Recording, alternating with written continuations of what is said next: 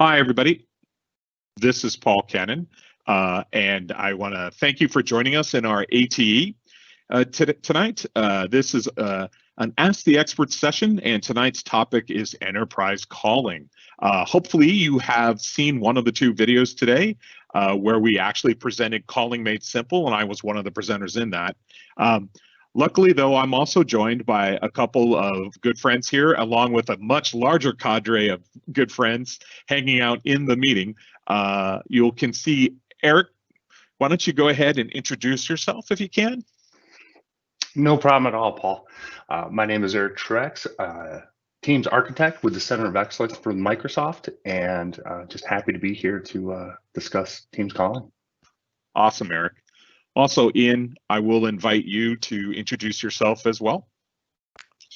Yeah, good morning, everybody. My name's Ian Smith. I'm the Professional Services Director at a company called CPS here in the UK, and also 7 years MVP specializing in Microsoft Teams Voice. Awesome. And also joining us is Steven. Steven, could you introduce yourself?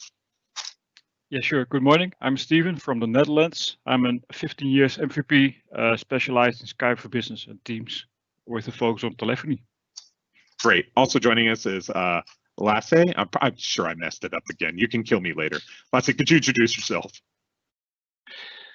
Sure. My name is Lasse. I'm an Office Apps and Services MVP out of Norway. I've been so for 6 years, working for a company called Innofactor, and calling has been my primary space work for many years. Awesome. And last but not least, Linus, could you introduce yourself, please, sir? Yeah, I'm a neighbor to Lasse in Sweden. I'm also an MVP in Office Apps and Services. I have a background in OCS, LCS, Link, and Skype for Business. So voice and meetings is what I've been working with, and now in Teams. Awesome. Thanks, guys. So for today's Ask the Experts, I'm going to take you through a rehash of the what's new in Teams, because we do have 40-ish people right now on the call, and so we'd love to be able to just have a quick look at that. Meanwhile, please start asking your questions now. I'm only paying the people in this meeting $1 per question, so please ask them lots of questions so we can keep them busy and working hard on this. So real quick, this is just a short version of the deck that we presented. So I'm going to walk you through some of the new stuff. Again, I'm Paul Cannon, and I'm joined by Eric as well as all these other folks to go ahead and work on this. We do have a Microsoft Code of Conduct, and I believe you've probably seen this a couple times. I will not be reading the entire thing, but I will simplify it to the following statement. If you're naughty, we're going to get mad at you. Don't be naughty. Thank you. So what's new in the product? New calling experiences. This is really interesting, primarily because it's a first step sort of approach. We're going to create a single pane where many of the windows that were spread across different parts of the application are brought together. You'll be able to search for use phone numbers or search for people's names inside the tenant. You'll be able to actually see your calling history with great filters available to you. On the right side, we'll have a thing we know as the canvas. Today, the canvas holds speed dial, but I certainly expect my fine engineering colleagues to begin adding different options for different types of canvases that can appear there as we enhance this viewpoint. And also super important is at the bottom left, like the joke I made inside my session, you don't want to be Paul when you don't know which device is going to ring. In fact, I think I did that to someone on the call before you guys all joined us. So down there you can see forwarding as well as the ability to understand which device is currently hooked up as to take your sound or hear your sound or play your sounds. So this is really important, I think, for all you IT pros who currently have calling out there, because we're going to actually change this, and so it will be a rolling impact to all your users on calling. All right, collaborative calling. Again, a single call queue experience is connected via, we've connected together with a channel to provide you really what I would describe as a super lightweight contact center experience, right? And so you can see some of the different options there, along with a shared voicemail queue, which is pretty awesome. That feels like it's one of the biggest things we got asked for in call queues. Now we expose it here, and we'll have a right canvas that shows agent status that allows people to set their what their status will be if they're available for calls. And like I said on the earlier one, you can expect that canvas to be able to be rotated out to provide different views. Typically, I imagine the next thing we might be doing is providing reporting. All right, we have 6 new geos coming. I think we've beat this drum about as hard as we can, but it is Austria, Denmark, Italy, Portugal, Sweden, and Switzerland. And yes, I am holding Switzerland 2 feet to the fire. They have asked me for more calling plan support in their country than any other customer in the world or any other location in the world. So Switzerland, get to work. Let's get those things deployed. We also have captions, recording, and transcriptions. I won't spend too much time there because that is just like essentially very much like what we have in meetings today is coming to calling. And that's a good indicator if you're an IT pro going, what do you think is going to happen to the product? Well, as meeting goes, oftentimes so shall calling. In other words, if we introduce a feature of the meetings, we will look at it, and if it makes sense for calling, and often it does, you will see that feature follow on, fast follow, and be introduced to calling as well. So one thing, I don't know if I mentioned it here, but we do plan to add PSTN calling to the call recording functionality before the end of the year. So that's been a big ask to be able to record PSTN calls. Survivable branch appliance. You know, I feel like we're going to talk about this one a little bit during the session, guys. What do you think? So I'm going to hold off on that other than say, would you like to be able to make phone calls even if you lose your WAN connection up to M365? This is what this device will be about.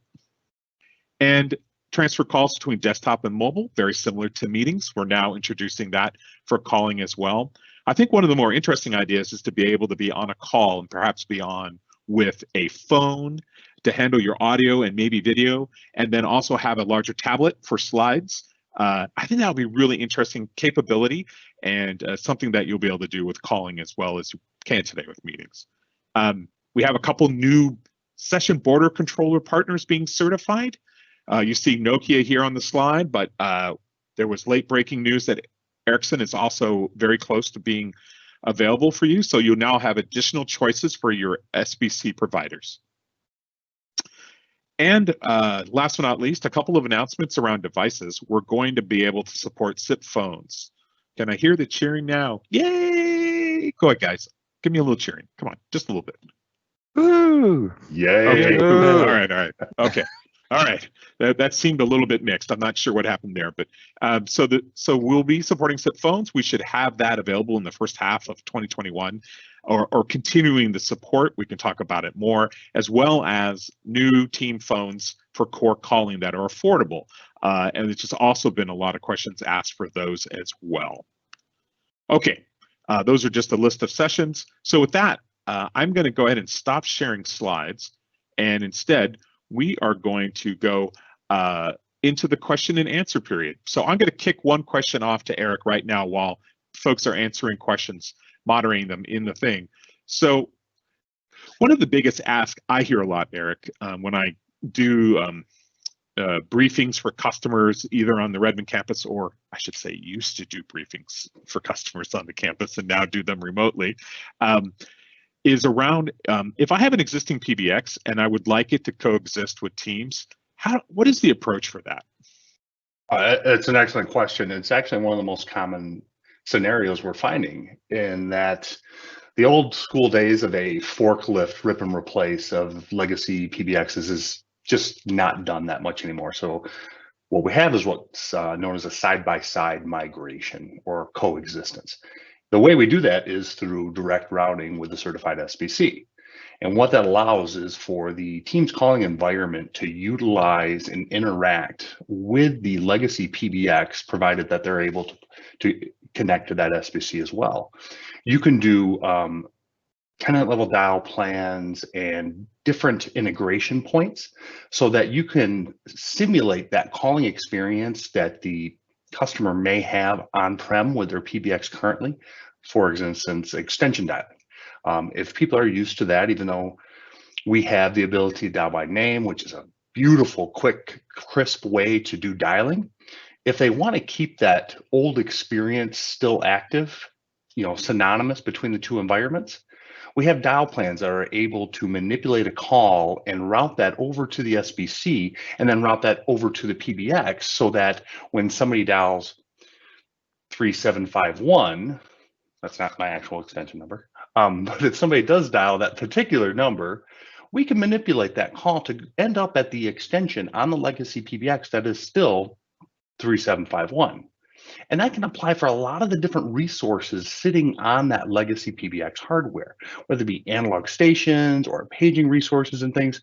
Those are different endpoints that once we're able to traverse through direct routing and the certified SBC down to the legacy PBX, we can utilize those resources back and forth.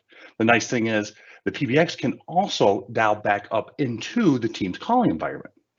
So while a Teams calling user is generally a full E164 telephone number, we can manipulate a 4-digit dialed DID number from the legacy PBX world, extend it out to its full E164 format, and send that up to Teams calling to route that call appropriately there.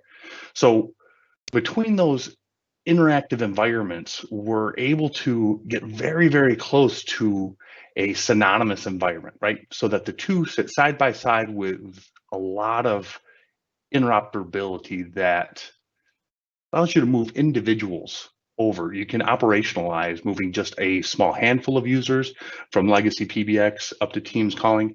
And I don't know why you ever would, but I guess technically you could take somebody from Teams calling and bring them back down to the legacy PBX. Great. Thank you, Eric. Absolutely. Okay. Quick question. Any of you gentlemen who might want to answer it, that'd be great. There is a question about the exclusive carrier, and probably maybe I should take this question, about the arrangement with Telstra in Australia and calling plans. So Telstra is providing their version of calling plans to customers in Australia. There is no intent today to add actual calling plans for Australia, but I will remind everyone that direct routing is available in Australia, and many customers choose direct routing for Australia and don't necessarily have to use Telstra calling plans. That being said, Telstra is a great partner, and we think they are a great option for customers to use to get minutes inside Teams. Okay, next up, let's talk a little bit about that favorite topic that we were even talking about before we went live tonight, or this morning or this afternoon, depending where you're at. And I think Eric knows what's coming. Virtual licenses, Eric. Why are they virtual? Are they more virtual than other licenses? What do they do? It's kind of a mystery a little bit. So let's talk about that a little bit to help customers understand their deployments. So virtual licenses, very short answer, are utilized primarily for call queue and auto attendance.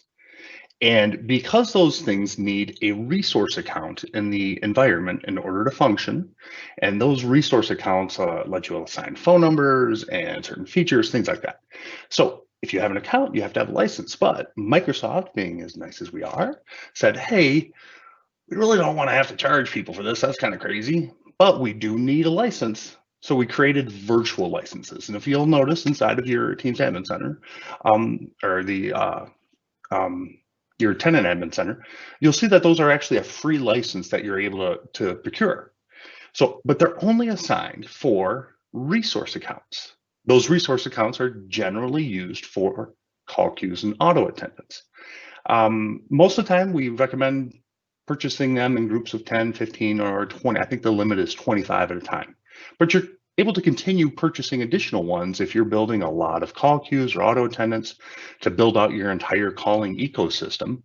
Absolutely welcome to do that. But the purpose of the virtual phone system license is for resource accounts utilized for call queues and auto attendants. Now, as a note, you can assign that license to a user, and it won't work. Okay, great. Thanks, Eric. Appreciate that. Next up, I've got a question for Ian, I think a more basic one, which would be great, Ian, if you don't mind. So we know that the basic two ways to get minutes inside calling in Teams is to use calling plans and direct routing. Do you think you could quickly contrast those two for us so customers understand exactly what both do?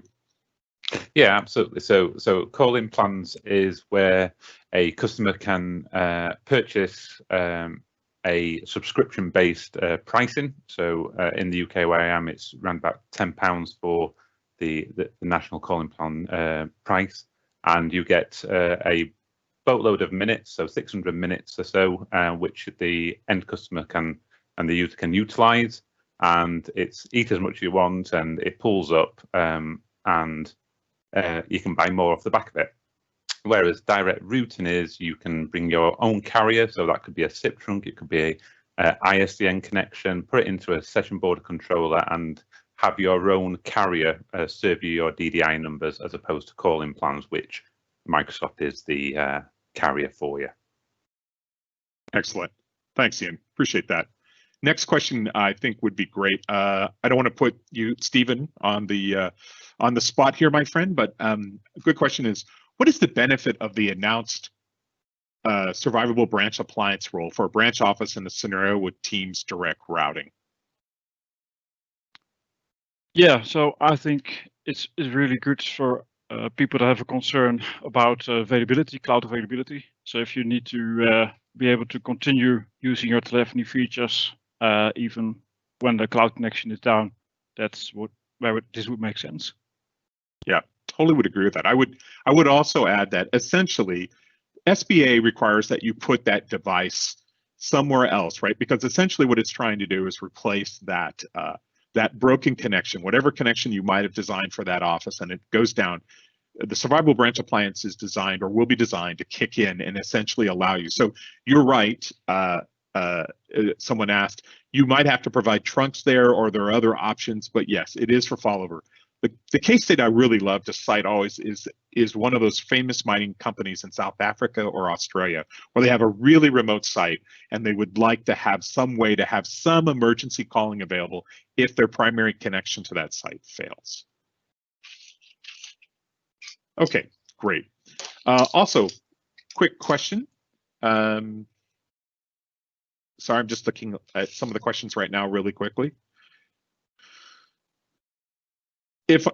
Eric, if I want to use direct routing to use a number from my PBX to my new auto attendant in Teams calling, I like that, new auto attendant. How do I do that?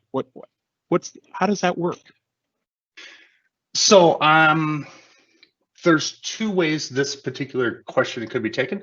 If you have a DID number, an extension number on your legacy PBX that you want to be the number that when somebody calls it, it goes to the call queue or auto attendant.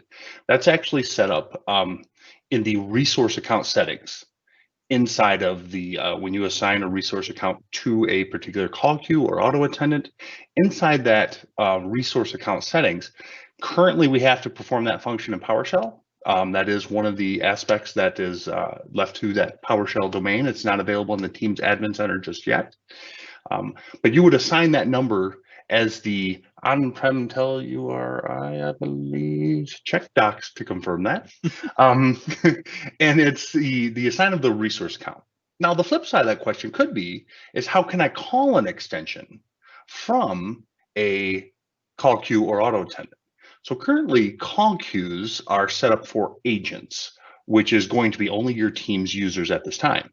However, auto attendants, you can assign a certain routing to digits. Those digits would be able to be routed over to the on-prem legacy PBX extension through that mechanism. Great, thank you. Okay, I see a question now. Does Teams Advanced Communication, sorry, I read that in the wrong order there.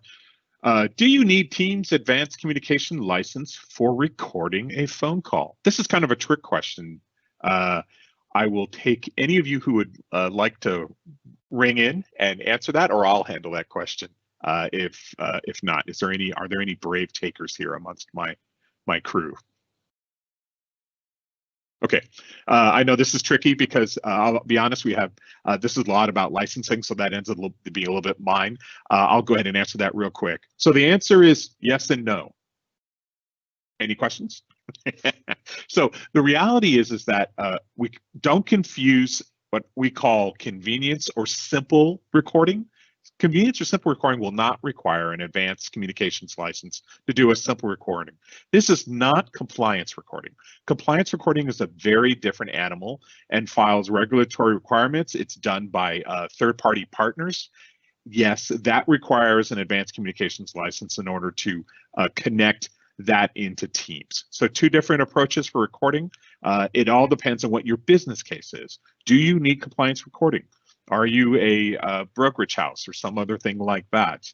Or are you just needing to record some calls inside Teams when people make outbound calls?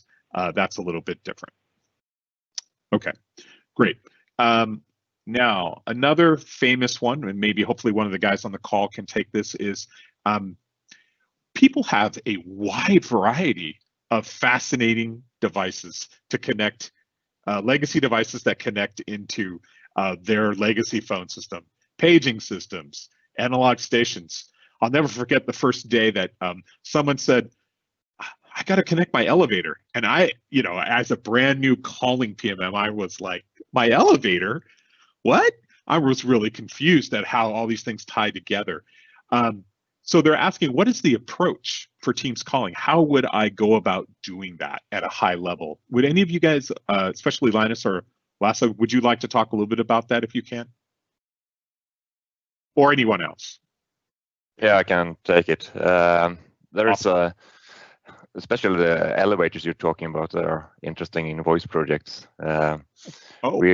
We often recommend that maybe use something else that you can actually use like mobile connection. But now you can, or early next year, you will be able to use the SIP gateway to connect these devices with. So simple SIP devices like Cisco phones and announcement services used in factories and elevator phones and so on can be connected to this SIP gateway. Oh, that's great. Eric, I was going to ask. There is another option available that if you look at some of the certified gateways, certified SBCs, and so you have direct routing with a certified SBC, and then you look at their integration partners. So, for example, we have one certified device is an audio codes. They are other SBC or other gateways can daisy chain past that, and through dial plan routing, you can actually connect different paging devices, analog devices, tip ring devices. Just for fun one time, because somebody challenged me, and I'm a geek, so I did it. They challenged me to be able to turn on a coffee maker remotely. Well, it turns out that they make a little adapter that you can hook up to an SBC that has, it's just a tip ring. And by hitting the tip ring, I was able to trip the switch. Couldn't turn the coffee maker off though. So that was a problem. Yeah. But, you have a lot of integration points through those certified SBC partners to go into a whole myriad of other devices and integration points, analog being one of the hugest ones, because the fact is, it's been around forever and it will still be around for a while. So let's not ignore the fact that Teams can play in the analog world through the help of our certified SBC partners that are just, and you talk to the different partners that work on dealing with these things, many of which we have on the call here now. They can do amazing things to solve those problems. Yeah. Can I add a bit more to that as well, if I may? So Please. This is a big common thing in the UK actually, where there is old legacy analog connections for lifts, hot phones for the car park barrier, to open the barrier, and all it is DTMF tones. And as you say, Eric, audio code, ribbon, Edgemark can take that analog device, transpose it into a digital SIP connection, and pass it through to a Teams end user. Quite simply, it's easy to do. That's great. Thank you, guys. Here's one that touches my heart as probably out of all the people on this call, I'm probably the least educated about calling, but I do a good job of simulating it. This person asked a question. It has only 2 words in it. SIP gateway? So can one of you take a moment to explain what a SIP gateway actually is and what it does? Well, that's really broad. Okay, so well, let's talk about it in the context of what, hey, Eric, let's talk about it in the context of what we're going to release. Absolutely. So SIP gateway, it's a very relatively old term, it's old as SIP. It just means that it's able to send and receive SIP messaging, right?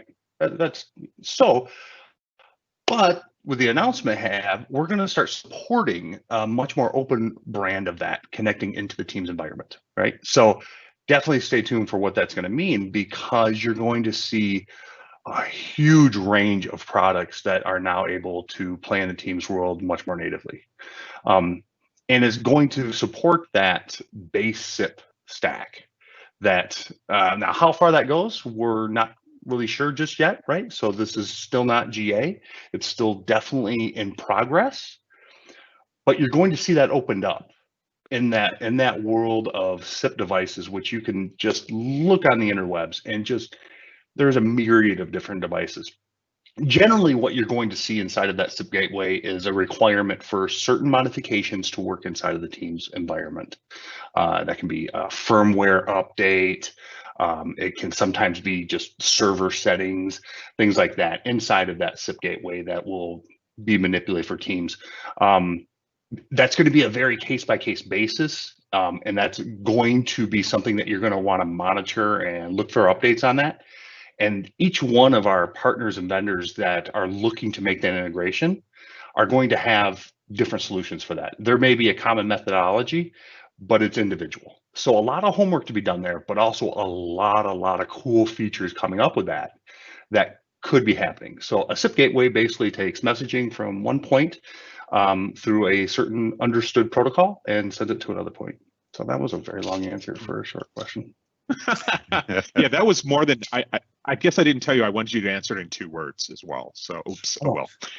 Darn it. Okay, let me pick off the easy ones and not give them to you guys.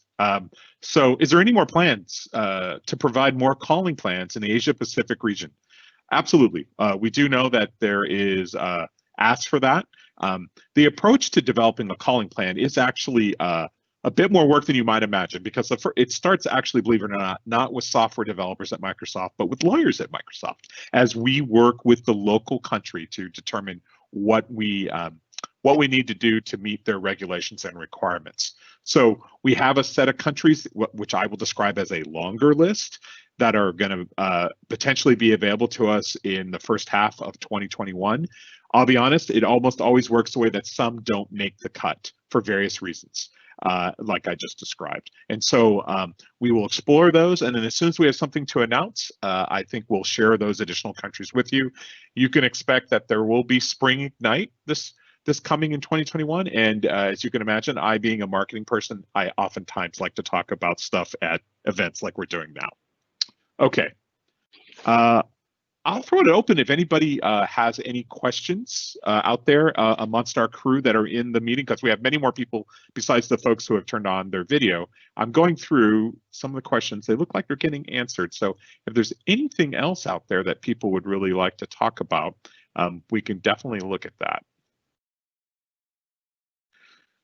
If not, let's actually then talk a little bit about, how about we just take a moment to introduce the concept of call queues and auto attendant. It'd be great if someone just wants to do a basic explanation of that, and then talk about licensing. Well, we did talk about licensing, but let's talk about call queues and auto attendants. Eric, would you mind just for a moment? Or if you have another topic you want to drill into, I'm fine with that too. Oh no, I love call queues and auto attendants, and it can actually lead into something else. So call queues and auto attendants, right? So this is a call routing methodology, right? Call queues is going to be pretty straightforward. You know, we get this call from some mechanism and we say, hey, we want to route this to X people. We want to give them an opportunity to answer this, and we want to offer this in a couple of different ways. Right? Do we want to ring everybody at once? Do we want to offer it to a certain list of people in a certain order? There's a few different options there, right? And then if so many calls come in, or if so much time expires, what do we then do with that call, right? So this is going to sound very familiar to anybody that has any call center experience. And so that particular call routing is done through a call queue. Now, auto attendants, which you may have some experience with, is exactly that. And it's very similar to the legacy PBX world, but just kind of expand it, in that we're going to give the ability to take that call and have options, have greetings, do things with that caller, let them interact inside of that auto attendant to make a choice on what they would like to do based on what we're going to offer them to do. We can play greetings based on that. Now, you can interrupt call queues and auto attendants through different, we call them voice apps, right? Because most of them are considered voice apps. So you can interrupt those two to say, I want to offer this call into the auto attendant. It's going to play a greeting. If you would like this certain option, press this button or say this word. It will then route over to the call queue. It could offer it to, 5, 6, 20 different agents. If nobody's available or if other parameters are met, that call can then be returned either to a different auto attendant or to the same auto attendant to begin a different routing process. And you kind of build a phone tree based on that. It's a very logic-based flow process. That's great, Eric. Hey, Eric, I'm sorry to cut you off. We have hit time. That was a great answer. We have hit time. I want to thank everyone for joining us today in this experience. I want to extend a special thank you to all my friends on the call and who have helped answer calls either in the chat or live here. And a special thank you to Eric for answering all the really harder questions that I had for him. All right, everybody. Otherwise, thank you so much and have a great time here during our virtual Ignite, and I hope you grab some more calling sessions to watch. Thank you. Thank you. Thank you. Say goodbye, everybody. Bye. Bye-bye. Bye-bye. Bye.